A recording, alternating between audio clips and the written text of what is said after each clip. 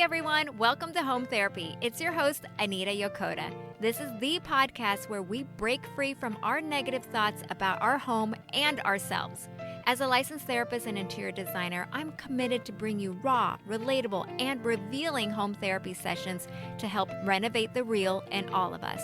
But guess what? It won't be all serious business. I love having fun, so we're going to definitely include the ridiculously crazy and funny moments we all experience at home. From DIY fails to spontaneous paint jobs and even discussions on how to decide on a style with your partner, how to motivate your kids to organize their spaces.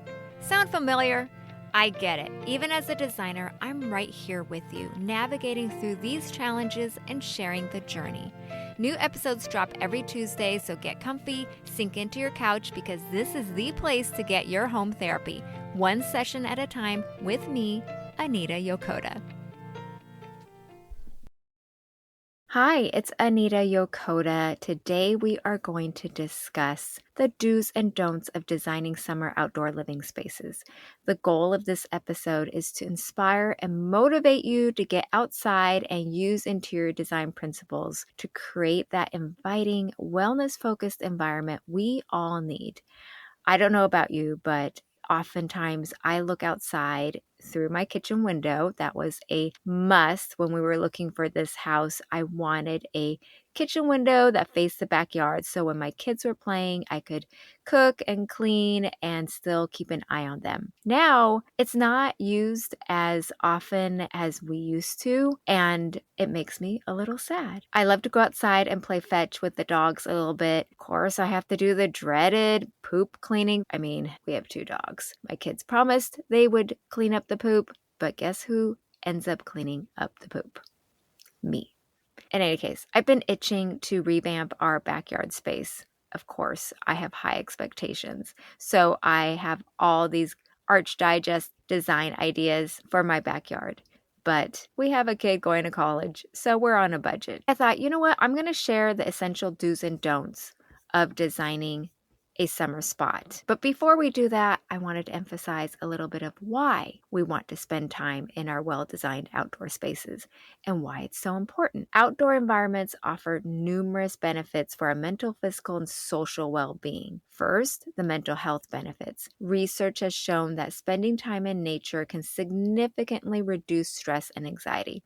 There was a study that showed participants who walked in a forest had lower levels of the stress hormone cortisol compared to those who walked in urban environments. Also, when we spend more time in natural settings, there's also reports of higher levels of positive emotions, lower levels of negative emotions. So it's very obvious that when we expose ourselves to natural environments, it's linked to improved cognitive functioning. And this is something I really need is better memory performance. There's studies that have shown that when you expose yourself to trees and greenery and the fresh air and sunshine, your memory improves and your attention is peaked. The physical benefits are just as compelling. Being outdoor boosts your exposure to sunlight. We need that vitamin D. That vitamin D is essential for bone health, immune function, and overall well-being. I know for myself, when I spend time, even just like 5 minutes soaking in the sun, it encourages me to, take a walk, or it kind of creates the next step. Just even getting yourself outside, even if it's not sunny, but it's that natural light we're looking for. It will prompt you to want a little bit more. Your body's going to crave a little bit more. So now, instead of just standing there soaking in 5 minutes of fresh air and sunlight, you might want to do a little walk around the block. Or gardening, that's awesome. I really think that whether you have a small patio, a backyard, either way, getting yourself out there is key. But oftentimes, there's no structure outside to do that. There's no reason to go outside if we don't have anything specifically planned to motivate us or to give us a reason. And as far as social connection, that goes without saying. It enhances that gathering spot for family and friends. It fosters social interactions. A study has shown that community gardens, shared green spaces, enhances social cohesion and builds stronger community bonds.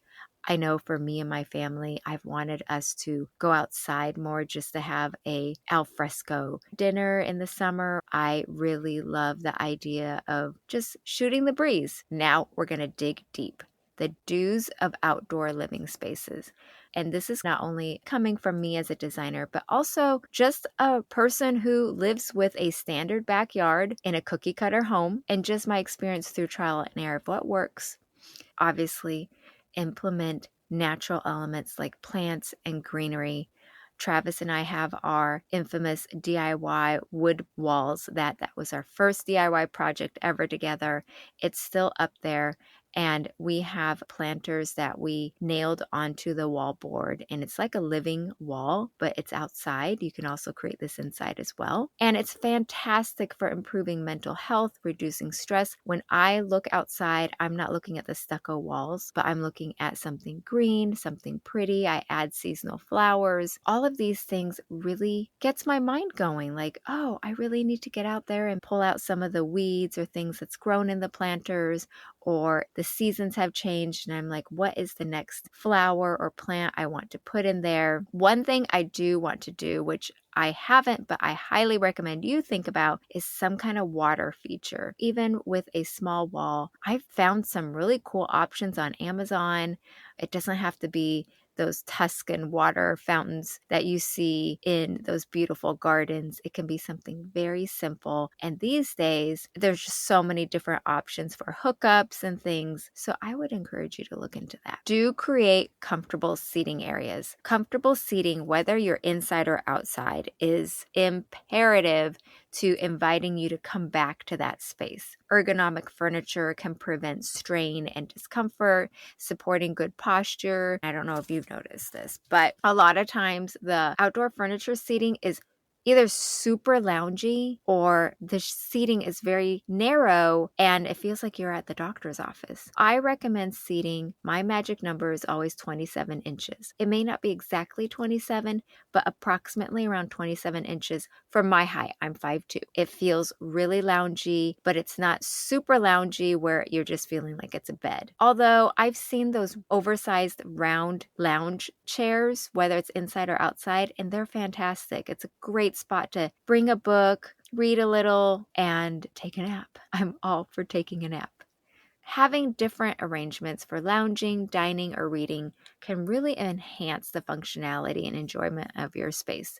So really think about versatile seating options. Using natural sustainable materials like wood, bamboo, stone not only supports environmental health, but also contributes to a sense of well-being. I am a huge fan of biophilic design principles. If you don't know what that is, it's an interior design principle that emphasizes the human connection to nature and natural textures and earthy colors that are soothing to the human psyche. Many of us experience anxiety and stress, so having grounded elements like the wood, the metal features in furniture or decking, it automatically creates a safe space for us. I live in sunny Southern California, so planning for shade and sun protection is crucial.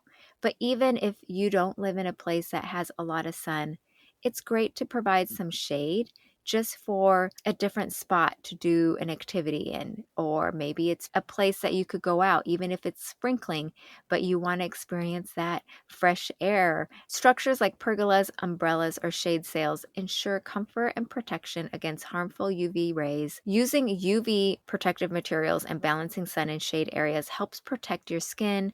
It reduces the risk of skin cancer and other sun-related health issues. So this is something that you really need to consider and implement in your outdoor space. Another consideration is planting trees or climbing plants on trellises to create that natural shade. My favorite trailing climbing plant is the clematis. It is beautiful. They are so hardy and they create a beautiful privacy and some shade. If you overarch it onto a pergola, it is really, really pretty. Incorporating lighting is another do. Ambient lighting such as string lights or lanterns.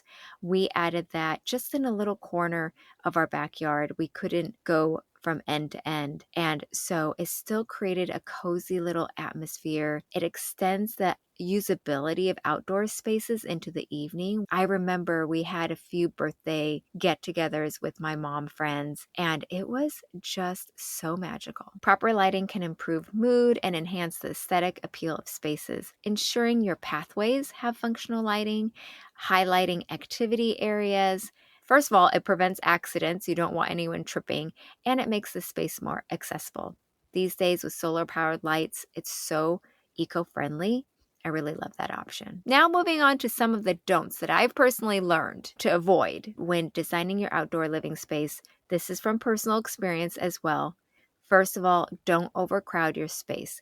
Keeping the area clutter-free is essential. Make sure the furniture planning is easy, there's flow, there's easy movement, nothing is blocking your walk space. When overcrowding occurs, the space can feel smaller and more stressful. Don't ignore maintenance. So even if it's not the summertime, do a regular upkeep of the plants, furniture, and features that's necessary to keep the space looking fresh and inviting.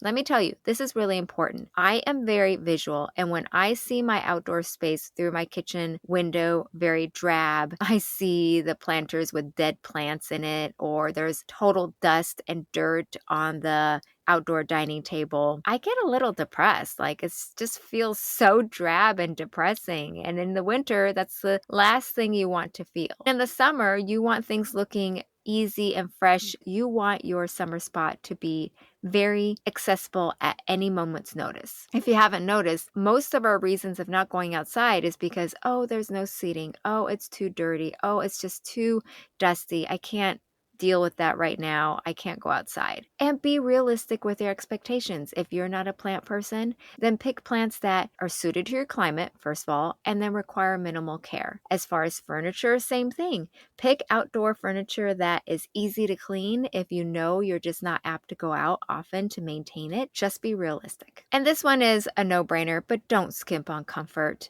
Invest in quality furniture and accessories that provide comfort and durability. It is very tempting to get disposable furniture. It's very tempting to go for the cheap, but because of the outdoor elements, this is a space that I always tell clients you need to put money and invest in if you want them to last. Whether it's the sun beating down on your furniture to wind and rain, you want to make sure that the durability and the comfort is there.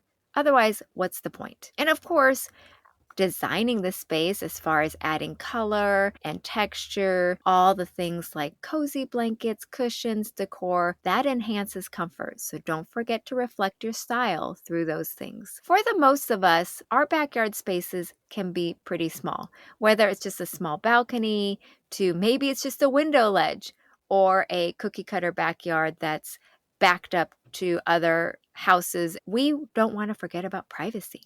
So use screens, trellises, tall plants. My favorite plant that grows pretty tall, but it's airy and bright, it's called silver sheen. It is my go-to plant for privacy. It grows very tall. It's easy to maintain. It's pretty hardy. It has an ethereal feel to it that I just love so much. The movement it creates through the summer breeze, oh my goodness, I just love it. These are my do's and don'ts for your essential summer spot.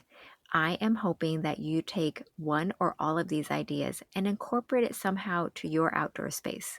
I'm speaking for myself, but I think for many of you too, who experiences anxiety, perseverative thoughts, it's really important to have that outdoor space. I know when I get too overwhelmed inside, I have to step outside a little bit and just take a few deep breaths. And when my outdoor space is utilized correctly by having the structure, having the functionality and the durability, and aesthetically pleasing, that is such a win because then I want to go outside even more.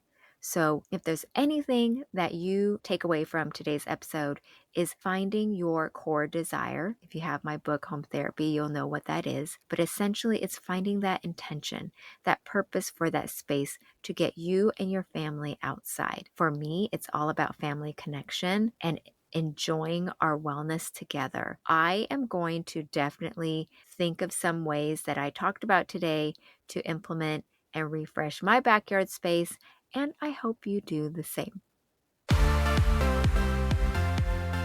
Thank you so much for listening to this episode of Home Therapy with Anita Yokota. If this episode resonated with you, consider passing it along to a friend, family member, coworker, or roommate. Spread the love, one home therapy session at a time. New episodes of Home Therapy are released every Tuesday. Subscribe to this podcast and never miss an episode. To leave a rating or review of the show, head to Apple Podcasts and let me know what you think. I love hearing from you. Not to mention, you can stay in touch with me throughout the week, seeing behind-the-scenes info and sneak previews of upcoming guests by subscribing to my website, anitayokota.com. All information about today's show and guests will be linked in the description of this episode. Thanks again for listening. I adore our time together so much, guys. Let's keep our intentions focused and calm, and as always, use your home as therapy.